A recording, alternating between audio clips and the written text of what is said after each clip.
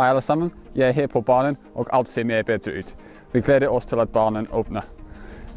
Det er veldig vanlig at ting blir litt ut av posisjonen etter noen måneder borte fra banen, så i dag skal vi snakke om justering av putterbladet og kroppen din.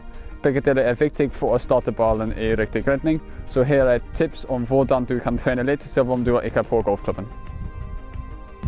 For å gjøre denne øvelsen er alt du trenger din putter, siktepinne eller en av dine hjernekåler, og enten en flisselagt eller tregolf. Hvis du også har et spill å bruke, det vil være nyttig.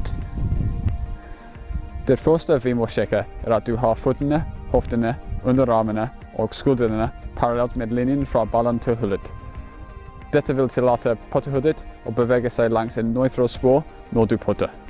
Dette er kjent som color path. Når vi bruker speilet og de horisontale linjer på gulvet, vil det snart bli klart om kroppenposisjonen er feil. Deretter bruker vi den vertikale linjen på gulvet for å sikre at putterbladet er i 90 graders vinkel på linjen fra ballen til hull. For putterbladet peker har større påvirkning på ballens retning enn color path. Derfor er dette et av de viktigste aspektene av slagstillingen din. Her kan du se at ballen har startet i retningen som kolhuddet peker på, ikke retningen kolhuddet reiser på.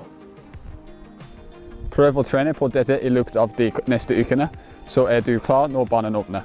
Hvis du har noen spørsmål, kan du enten legge dem inn i kommentarfeltet under eller på min Facebook-side. Eller hvis du vil lære mer og trenger mer hjelp, kan du nå bestille pro-timer med meg gjennom Golfbox med linken nedenfor.